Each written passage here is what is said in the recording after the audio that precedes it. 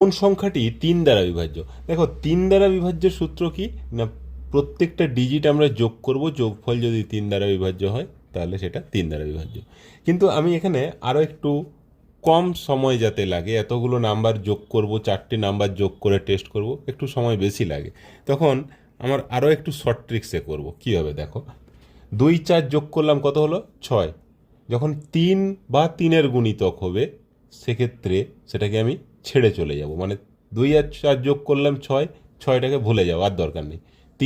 3টাকে হিসাব করারই দরকার নেই, 3 6 9 এগুলোকে হিসাব করারই দরকার নেই। আবার দেখো 5 7 যোগ করলাম 12 হলো, ছেড়ে দাও।